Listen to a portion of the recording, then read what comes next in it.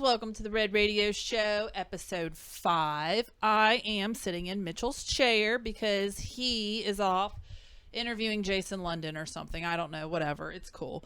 Joining me right now is Leilani Kilgore. Leilani, I first saw you at the Ugly Pirate in the Bay, and you were playing with the Rougarous. How did you get hooked up with them? Coincidentally enough, Chris Anderson is my stepdad. Oh. So, but that's easy. It gets a little complicated because I am adopted. So he's married to my biological mom, and before COVID and everything, I was really out of the country most of the year doing cruise ship contracts. And then when the pandemic hit and things got shut down, Chris was like, well, like Mississippi's got stages and gigs to play, and I was like, oh, I guess I'm gonna be spending a lot more quality family time then. So so that's what happened. So I just come down here and do shows. You know, Chris Anderson and my husband Scott, we're actually family then. Really? Not really, but but the last name is spelled the same, and it's odd because it's an odd spelling. So Scott has always joked with Chris that they're related. I think that's great. They look exactly alike. You should double down on it. He's a little Yeah. more shaped than I am. Just tell them, listen, you're not going to believe what I found out, but we really are related. I got on Ancestry.com. The Thanksgiving dinners are worth it, I Right. promise. Girl, we can. So you're welcome anytime. So where exactly do you live? People, they're like, so where does Leilani live? I'm like, I don't know. I feel like she lives everywhere. In my car, it seems like, but Feels like it, I'm sure. my establishment with walls is in Nashville. So Okay. that's like my home base is Nashville. Okay. Now you went to the Berklee School of Music, right? How was that experience? You know, I feel like a lot of people, you know, that's like, oh, I'm at Berklee. Like I went to Berklee. How was that? You know what? Was it expensive? Well, the reason I actually ended up going to Berklee because that was the school I almost didn't apply to. It was 24 hours before the deadline, and my parents were like, you know, you should just try it. And I was like, oh, all right, fine, I'll apply, whatever. Because my impression was, oh, Berklee, you know, Berklee is It's like Berklee. right, exactly. And I was like, I don't really know if that's going to be my scene. But they actually ended up offering me an incredibly generous scholarship, and I went. And after my second year, it got to the point where I honestly almost quit music. Because there's something weird about the disconnect of suddenly understanding everything you're doing and analyzing it from, you know, like an educational standpoint Right. that takes away feeling what you're playing. And in the genre that I do, feeling is so important. So I started hating playing. So by my second year, I dropped out and just thought, you know what, I want to get back to what I love doing. And it was a college experience. I definitely went there and did the college thing. Right. You know, because especially in an art school, that's bound to happen. Right. But it was good. I'm grateful for it, but I would not do it again. It's not for everybody, but for some people, it's, you know, it is like the Shangri-La of Right. educational institutions. I feel like if you're going to like art school or if you're going to Berklee and you're really good at what you do, you probably drop out. Yeah, there's kind of a Like you don't really like follow through and finish it because your art is so much bigger than like the actual school itself. right. I mean, the running joke is if you drop out, you'll do great. If you graduate, you work at Guitar Center. Right. You meet a lot of Berklee graduates at Guitar Centers. So you have a song about Joan Jett. I do. You kind of look like Joan Jett. I kind of do. Yeah. Yeah. So tell me, what is the what's the love with Joan? Well, being at Berklee, I was a guitar principal, so that meant that like that was my main area of study was my instrument, and there really were not a lot of female guitarists, you know, especially that were interested in playing loud and aggressive, and I was just kind of thinking about it one day. I was standing outside my flat in by my campus, smoking a cigarette and listening to Joan Jett, and I was like, man, like there's really not like a lot of music appreciating female badass rock chicks, Right. you know, like it's just kind of like a I really agree. niche thing. So I was like, you know what, I'm just gonna write a song about it. And I was like, man, like, and plus, you know, she's cool. Like, who She's doesn't cool. want to be Joan Jett? Everybody Right. should have a crush on Joan Jett. I don't care who you are. Right. So I wrote the song in like 5 minutes, and I honestly thought it was so dumb. I kind of wrote it as a joke. And for the longest time, I was like, no one's going to care about this song. No one's going to want to hear it. But, you know, it was kind of fun and poppy or whatever. And it ended up going over really well. And I think that it's, you know, it's important to recognize that there are really influential female musicians in the rock world. Like, you know, Joan Jett is obviously one of the staples, but you do have people like in the song Meg White or Blondie. You know, these are people that are just iconic badass rock chicks. Right. And they're worth appreciating. So that's kind of where that came from. Just being like, I'm just so sick of all this. And I'm not like, I am a feminist and I do support like feminine rights, but I'm not like anti-male. Right. But, you know, I was like, I feel like it's, you know, there should be like a little bit of like elbow room for the women in the business. Yeah, well, and like, you know, you pulled up and you have like a chick band, and even Mary Hankins was like, oh my God, it's a chick band. Like, I think that's exciting. Like, it's a chick band. Yeah. Yeah. Come and rock it. Love it. Yeah, I think it's a, it's really weird how the energy in a project can shift, actually, just depending on the gender of people that you work with. And it also comes down to the individual, but it's an interesting experiment to get to work with all women, or like some women and some guys, or all guys. There's a monumental shift, and I've actually never worked with an all-female band before. With my own stuff, this is the first time, and it's been awesome. There's no competitiveness. It's all very supportive and just communicative, so it's great. Awesome. Well, Leilani, I'm so excited to hear you play your songs. Like I said, I've seen you play with the Rougarous, and I just can't wait. So thank you for coming on the show, and we'll see you. Okay. Thanks for having me. Yeah, no problem. All right, guys. Coming up next is Mary and Josh Hankins from Raven and Rose Tattoo. Later on in the show, we have Cronite coming on. So you guys stay with us, and we will check you out soon.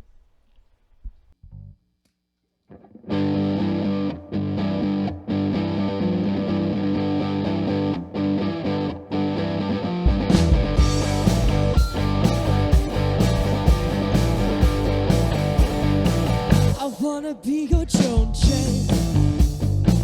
I've got an attitude to break your heart, and we'll pass out on your couch after we tear this whole town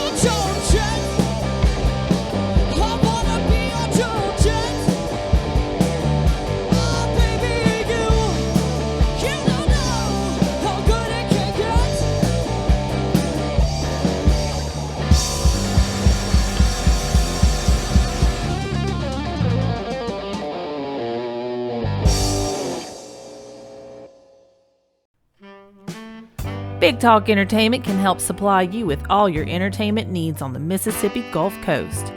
Big Talk Entertainment can help you to record your next single. They work hard for their artists as a production and management team. Contact Blaine Ashley at 228-918-1827 or message them through their Facebook page at Big Talk Entertainment 1.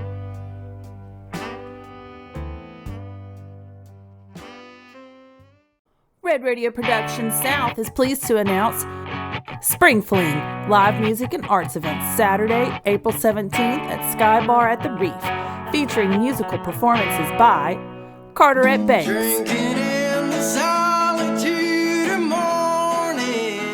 Royal Horses,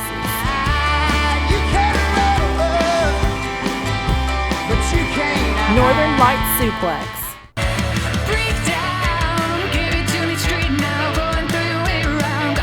Hissing Fetus,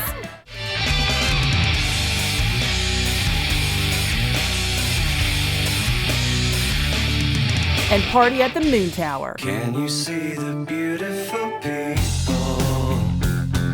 We'll also have some of the coast's finest artists on-site displaying and selling their work. So follow our Facebook page at Red Radio Productions South for event updates and showtimes. And we'll see you April 17th at the Sky Bar at the Reef. Mangled wreck from the grave.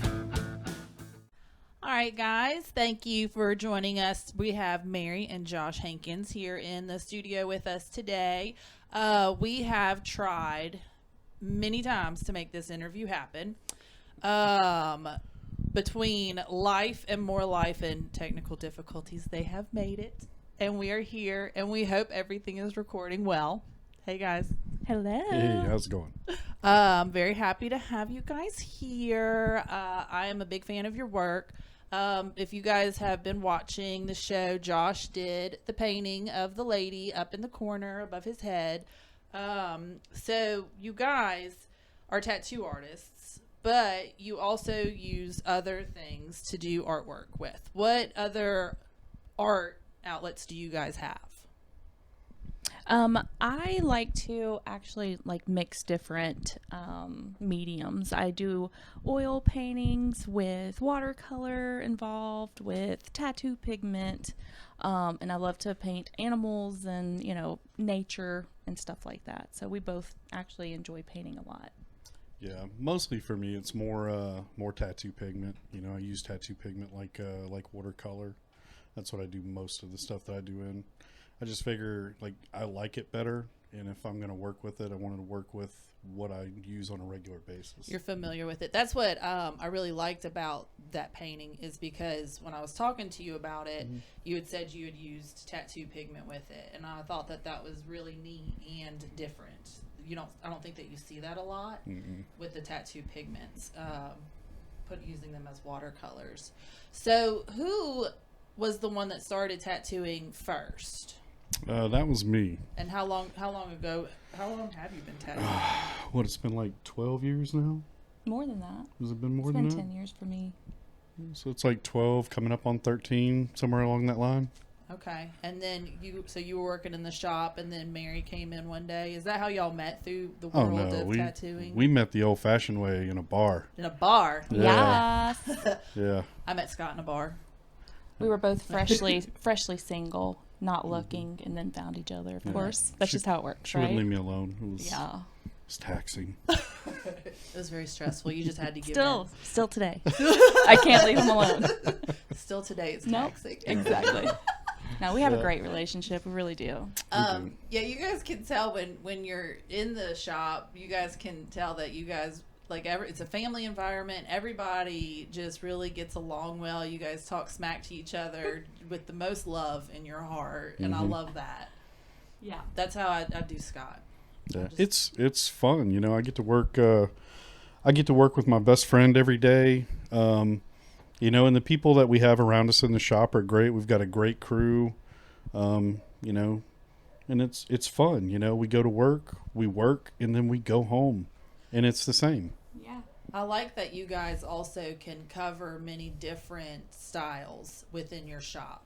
from the flash to the realism to the wildlife and all of that. What is y'all's particular favorite to be able to work with? My favorite, of course, is animals, flowers, wildlife, anything nature, landscape kind of stuff. That's usually my favorite, and I, of course, love color the most, but I still do a lot of black and gray. I love working with opaques. They're more solid and a little bit different look than like realistic black and gray. You know, I like to use the opaques a little bit better that way. They're softer to me, so I like it. And I lean more towards traditional. You know, I like big bold lines, bright color, stuff like that. And I feel like I'm pretty good at it, so that's what I usually kind of try to stick with.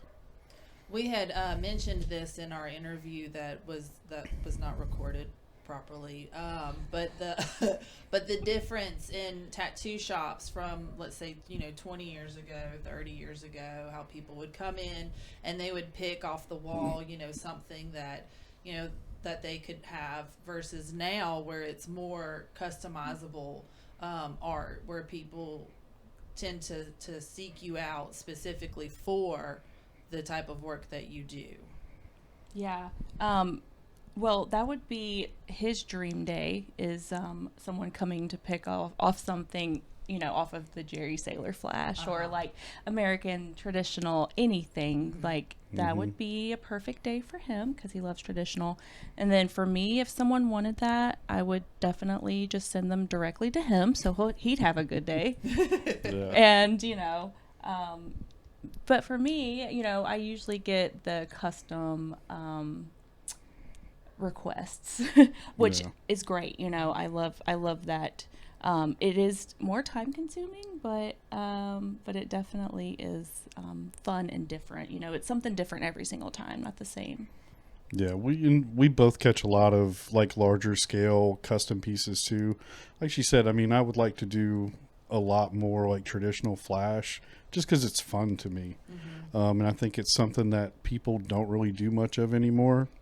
But it's all around. It's just fun, be able to get in there and do almost anything that comes in the door. Well, I think too, when you watch a lot of like those tattooing shows, they'll like Ink Master and all that.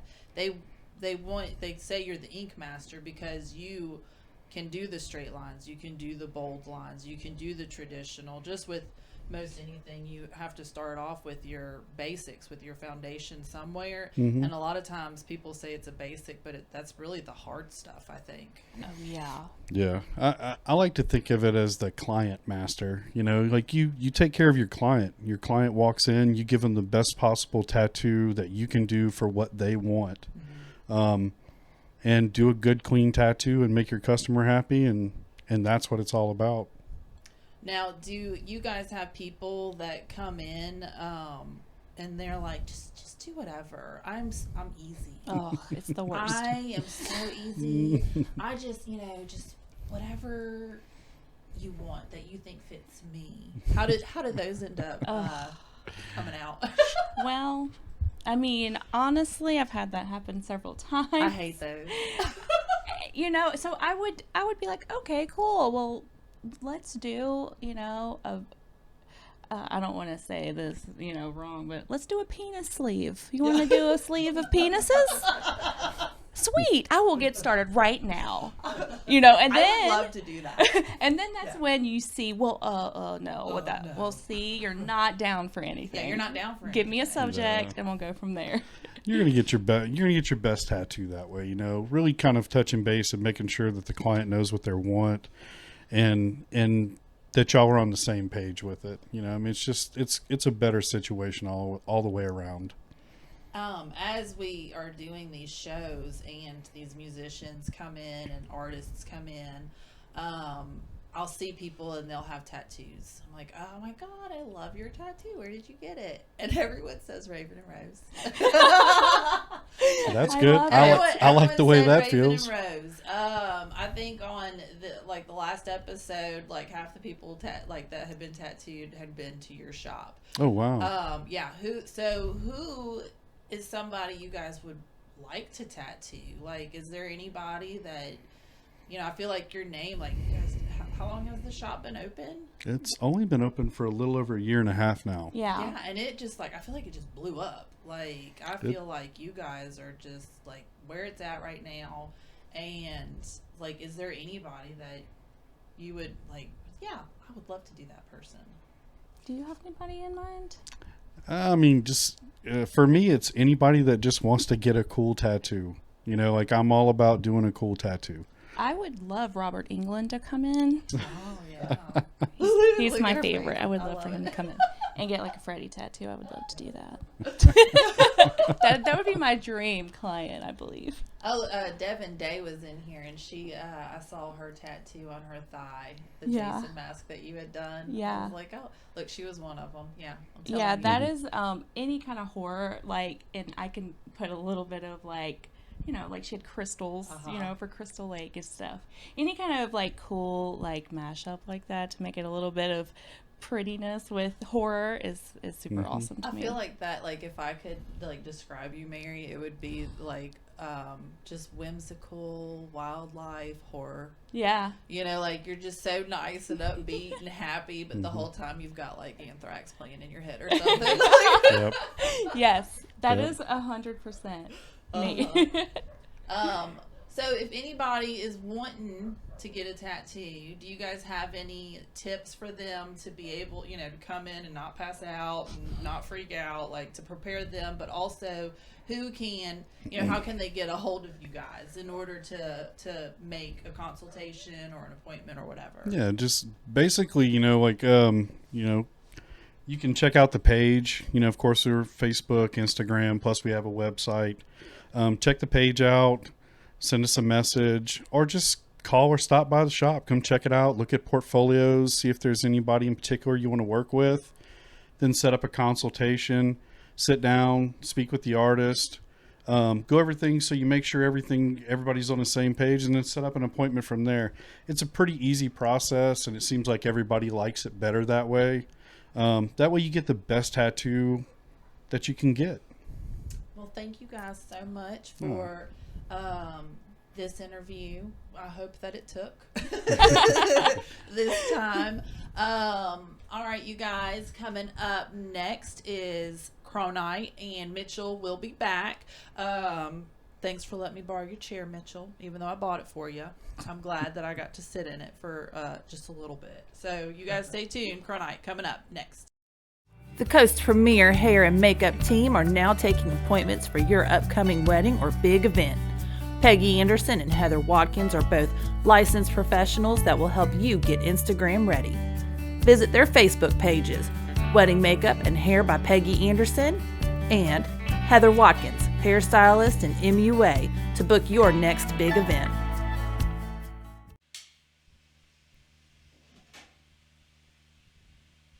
All aboard!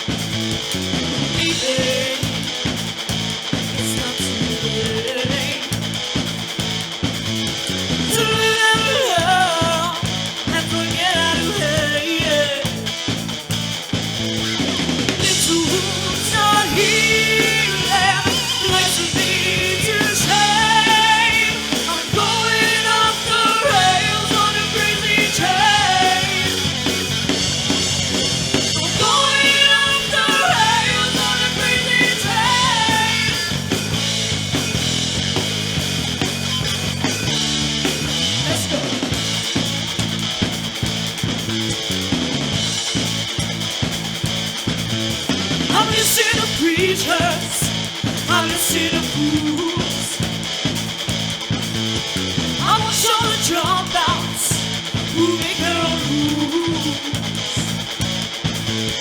A person condition to rule and control. The media sells out and you live the road. The tools of healing, lights of business train. I'm going off the rails on a crazy train.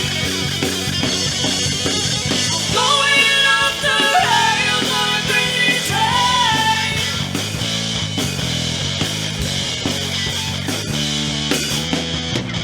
I know that things are going wrong way.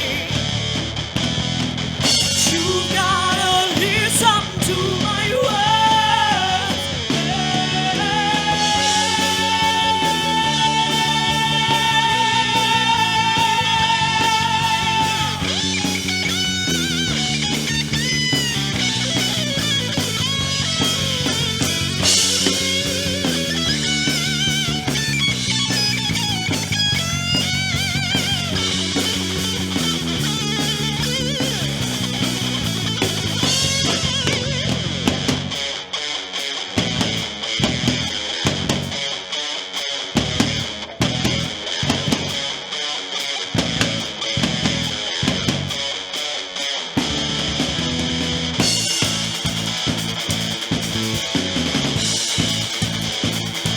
Answer the cold war, that's what we become. Inherited troubles, I'm mentally numb. Breezy, I just cannot bear. I'm living with something, it just isn't there.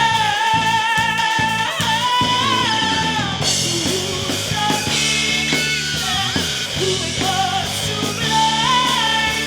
I'm going off the rails on a crazy train.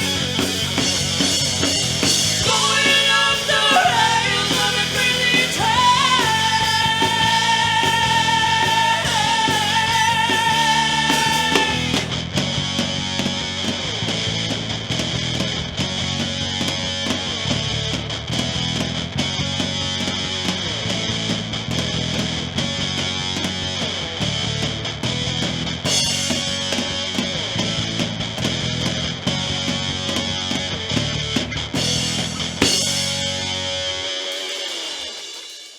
Everybody, welcome back to episode 2427. We have Crow Night here. They stole their name from my best friend Phil Cron. David, Hello. you got this band started about 12 years ago, I believe, and this is iteration 7 that I think I've seen you play as. Perhaps. Am I right? How on the mark am I? You're a little off kilter. Tiny bit. Not much. With intolerance. But you guys have had several lineups. I've seen you play at Mosaics before, but it was a completely different crew. Correct. Yeah, we began our journey with Cronite back in 2016, and there's been several chapters since we began. And this is the latest chapter, and we've all been together now for a couple Is of this years. the best chapter? Every chapter is great. Is this the longest one so far? This is a very special chapter. It is the longest, considering that we've had a bit of a break with COVID and everything happening. And you guys are the #1 cover band on the coast, is that correct? I wouldn't say that. Why not? Nah, Come on, you played the Cubbies last year. which was wonderful. And Everybody it was was amazing wearing seeing black. Shelly The earlier, only thing you could and see that on was- stage was Red's hair. I mean, Yes. No, that was definitely a highlight. Definitely a very special moment for the band and the overall journey with Cronite, playing the hard rock. And this today is actually the first time that we've done something since that night nearing a year ago. that's right. That was the last probably big event on the coast before the lockdown of the pandemic. Absolutely. So have you guys just been at home? I know Dakota's come on the other podcast I'm on, but has everybody been staying busy? Yes, I mean it varies. I mean everybody has their situation. Through this time, it's been a mix of taking care of our families and taking care of our love, music, and for Cronite, we've started rehearsing about 2 months ago, and we're preparing to return to the scene. Very excited about it, and we're working on new material. When's your first show back? Today On the scene. It's to be live stream. It's to be determined. So you're ready to play. You're ready. You're looking. You ready to go play Sky Bar this weekend? Oh, we love the Sky Tonight? Bar. We love the Sky Bar. We love the Gulf Coast and all. I feel like there's a story there. Natalie's shaking her head like, please, yes, we want Sky to. Bar, call us. No, we the want tab to. there is Absolutely. great. No, it's just when it's the right time for us to come back, we will, and we plan to come back in the near future. And in the meantime, working on some really cool tunes for everybody. New stuff. Yes. Do you guys do any originals? Do you ever kind of sneak those in? We haven't. In different chapters of Cronite, we've done some original stuff, which is out there, Reverb Nation. But in this particular chapter, our identity has really been rock and roll and keeping rock and roll alive, live music, and to try to be cool, not popular. So. I think you got both of those down. with Natalie fronting, her voice just kind of like, overshadows everybody. I know Dakota's a good bass player, but once she starts singing, I'm kind of like, who's playing bass? I'm not worried about it. Indeed. Yes. But with the amount of talent you have with this group, thank you. I would imagine like knocking out a hit single on the Gulf Coast you could do that in your sleep, right? I saw his pedal board. We're open. We're talking top notch. We're open. We've always been open to doing original music, and that's definitely an opportunity in the future. And you never know. Do you feel like with the cover gigs, you have to compete with other cover bands for slots? Well, we don't. I think competition is a good thing in general, and now, especially with COVID and the different challenges with playing live, I think anything that stimulates live music and promotes it is wonderful. And one of the things that we do to try to differentiate ourselves from a cover band is that we are definitely focused on rock and roll, a tribute to rock and roll from all genres, and we try to play through a variety of years and things to capture through the 70s all the way to present, Aerosmith all the way to Royal Blood, to kind of carry on the tradition of that and keep the spirit of live music, specifically with rock and roll, alive. And we're just real excited about bringing that back to the Gulf Coast and continuing that and bringing joy to our community. Guys, thanks so much for coming on Red Radio today, playing a couple of songs. What songs are y'all playing today? Today, we're going to do a tribute to Ozzy Osbourne. Nice. Yeah. Being that rock and roll is our identity, we figure, why not? Awesome. Thank you guys so much for being here. Can't wait to see you out live in the wild again. Everybody, this is Red Radio episode 809. Ow!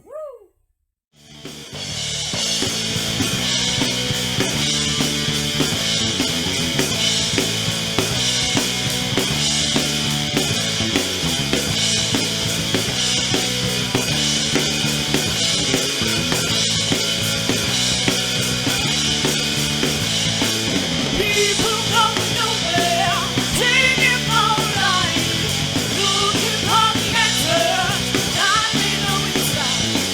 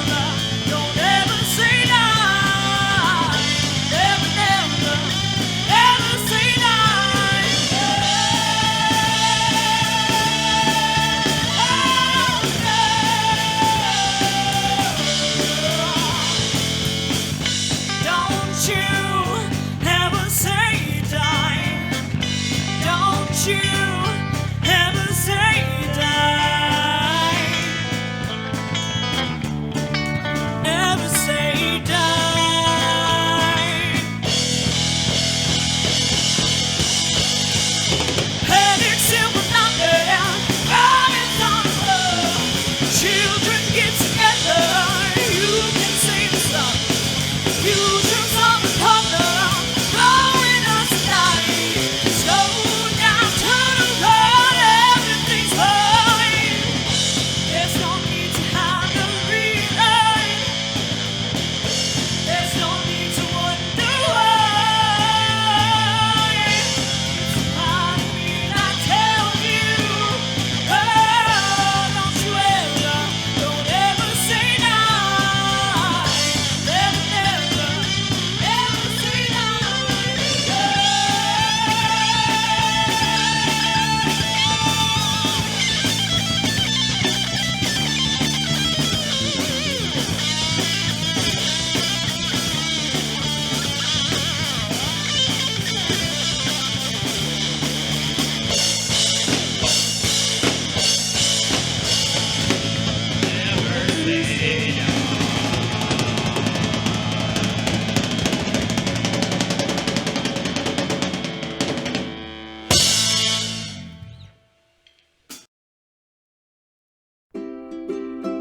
FEB Distributing, the coast's most complete beer source, has been servicing the Mississippi Gulf Coast since 1934.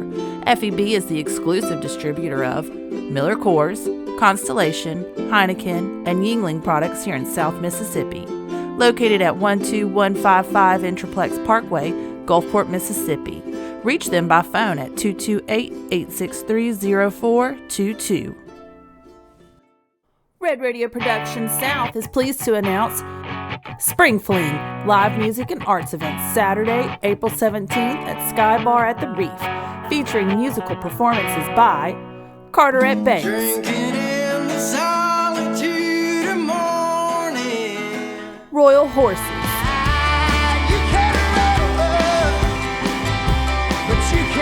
Northern Light Suplex,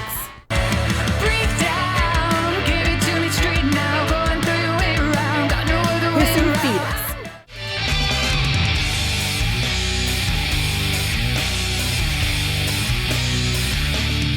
and Party at the Moon Tower. Can you see the beautiful people? We'll also have some of the coast's finest artists on-site displaying and selling their work. So follow our Facebook page at Red Radio Productions South for event updates and showtimes. And we'll see you April 17th at the Sky Bar at the Reef. Mangled wreck from the grave. Hey everyone, thanks for sticking around tonight for us. Our last guest of episode 5 tonight is Tony DeFada. How you doing tonight, man? I'm great. How are you? I am so wonderful that you are here now. I am here. Yeah. How's your day going? It's going great. I got up, got my coffee, got in my car, and drove over. It's nighttime, Tony. Oh, that's right. Yeah. Well, you really like drinking coffee at night? There's no rule about what time of day it has to be to drink coffee. Tony, how long have you been doing art? I've been doing art since I could hold a pencil in my hand. My grandmother was kind of a folk artist, and that was just part of going over to her house. She had a little secretary, and I would sit at it and just draw all day long. So I've never not made art. You have main influences?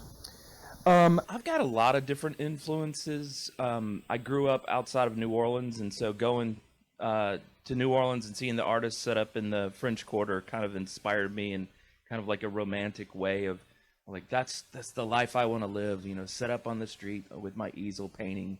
But, Did you do that? Did you live on the street in New Orleans? I've never lived on the street in New Orleans. I couch hopped in Hattiesburg for a while I was at USM, but good old Berg. Yeah. Good old Hub City. Mm-hmm. How's that couch surfing life? I wouldn't do it again. Not bad for a college kid, huh? No, it's kind of fun. Living in the back of bars. Wasn't that bad. So I was looking at your artwork, and I was mentioning to you before we started, post-impressionism, kind of was what came to mind. Would you say that's a fair term to call it, or what would you call it? Well, impressionism was mostly concerned about light reflecting off of things. I'm more concerned about shape and form and color, so I guess maybe that would be an okay level. I I hate putting labels on things. Right. And I hate like writing artist statements and things like that because I'm constantly experimenting. You ever just like draw a picture when they ask for an artist statement? You just like, here's my artist statement, and it's like a picture. Yeah, I use like me flipping the bird at them. It's like, interpret this however you want. Exactly. This is my statement. Or just a coffee ring on my coffee mug on the on your resume. You mentioned Hattiesburg. So you went to school for art in Hattiesburg? Right. I got out of the military and I moved back to Mississippi from California and studied fine art at USM. I got a double emphasis in painting and sculpture. When was this? This was 91 through 95 or 6. So a little about 5 years before I got there. Yeah. Who did do you remember who you studied under? Jim Mead, who I know one Jim of my Mead. heroes. Not really, but he's gonna teach until the paintbrush falls out of his hand. Did you like old Jim? Yeah, he's he has probably been a bigger influence on the way I work and the way I teach more so than anyone else. So yeah, I really look up to him. The students either loved him or hated him. Yep, I was one of the loved ones. Well, you were a lucky one. Yeah, his tolerance for having a work ethic, could not be matched. So you had to show up and do the work. You had to do the homework. You had to do the assignments. You couldn't just screw off and show up 8 o'clock morning and be like, here's my 3 drawings. I mean, he was very, very serious about it and doing what he asked you to do. Yeah, I didn't have a problem with that at all. I loved the work. I got there and showed my portfolio to the head of the art department at the time, who I shall not mention, and he told me that I clearly didn't know how to draw and that I should change my major. Most of my drawings looked like photographs. I tried to draw things exact, and I just made up my mind. I'm just going to pretend I don't know anything about art and go in this and just do what they ask and learn everything I can. And when I get out, I'll just throw away what's not useful to me and keep what is. And that's exactly what happened. I got a funny story about Jim. So I had a roommate in Hattiesburg. He had a big dog named Dixie. I'll never forget her. And it was the day before portfolio review, and so he said, pull 50 of your best figure drawings to review. And so I had a pile in my bedroom floor, and Dixie came into my room and peed on my good ones.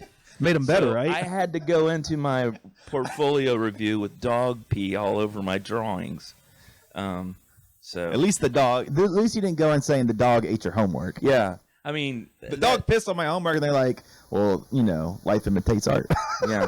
Dixie was an art critic, I reckon. So you also mentioned you taught at the state hospital? I did. I worked as a graphic designer for several years, and after getting into several galleries and having my work exhibited in Mississippi and had a successful show in New York, I decided to paint full time.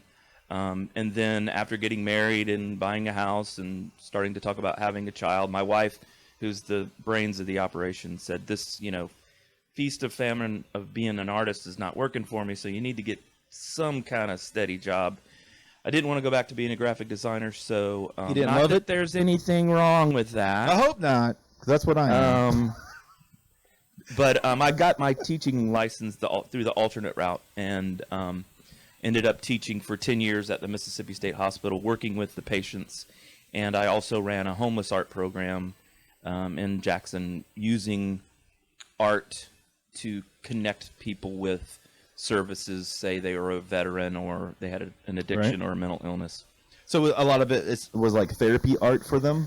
It was. I was not an actual art therapist. I taught art in a therapeutic setting, so I basically did the fun part and didn't do the anal.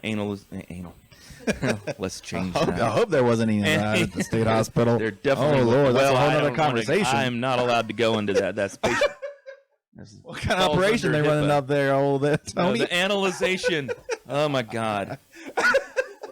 You artists, What you're is so this? sly. What is this rated? What is this show rated? It's rated triple X to the 5th X. Oh my lord. Yeah, I could tell you some stories. Your work's gonna start skyrocketing now. Let me check eBay, see how much your painting's going for. Oh my god. I did have someone after Hurricane Katrina. I was at a gallery in Hattiesburg that got kind of wiped out, and I had someone call me and say, "Man, I just bought 3 of your paintings at Hudson Salvage." Oh my lord. Yeah. They had. That's when you know you made it. I know, when your work's at Hudson's. When you walk into the used CD store, the pawn store, and you see like 5 of your CDs there in the sale bin for 50 cents. So you're the education director at Walter Anderson now? Yep. I've been there about 4 years at the museum, training docents, giving tours. Teaching classes, lining up guests. What kind of classes are you teaching? I do painting workshops, block printing. Then we have our summer camps. The block printing, are they carving out? Yeah, so there's a couple of different ways that we do it. We can use foam, which you just kind of draw into with a pencil, and it makes an impression. And then there's this soft cut material that's real rubbery. It's a lot easier than trying to cut into a linoleum block, so we use that. So there's not quite as many gouge wounds as when you're trying to cut into a really hard piece of linoleum. Have you guys been doing still having shows during the pandemic for the public to be able to come in and view, or has it been off limits? Or we have reopened, and we have limited numbers in the museum. We suggest that they get timed tickets on our website. So we are open, just fewer numbers of people, and of course masks have been mandated to everyone that's staff and visitors, and we really haven't had a problem with it at all. I've always loved the Walter Anderson Museum because I felt that, at least down here on the coast, it's one of the least conservative museums and as far as what they've displayed. And I've gone in there and seen shows where I was like, wow, nobody else is showing stuff like this. We have a really great show up right now. I think it's coming down pretty soon, but it's work from the Memphis College of Art and Design, and every year they would take a trip out to Horn Island, camp out for 10 days. It was the students, faculty, and alumni, and then create work that was inspired by their time on Horn Island, and we have their retrospective up right now. We just took down a show by Matt Stebley, who's Walter Anderson's great-grandson. He has Twisted Anchor Tattoo downtown Ocean Springs, and his work is, edgier than a lot of things that might get shown. And that's why I like Walter Anderson. Speaking of shows, do you have any shows coming up?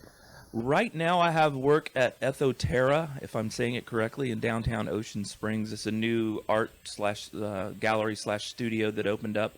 And next month on March 6th, I have an opening in Hattiesburg at the Hattiesburg Arts Council. Awesome. Tony, thank you so much for hanging out with us tonight. Awesome. Episode 5, Red Radio, everybody. Thank you so much for hanging out. This is Tony DeFada. Check him out.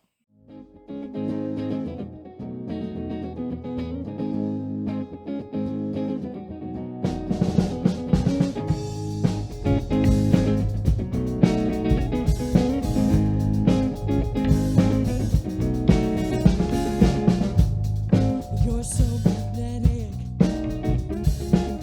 You've got me all tangled up. I'm spending money I don't have just to look good enough. What do I have to do to get through to you? Can't you see?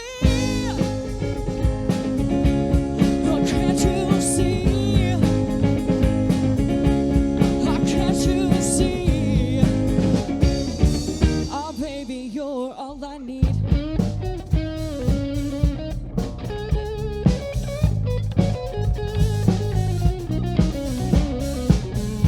I've got gold and silver.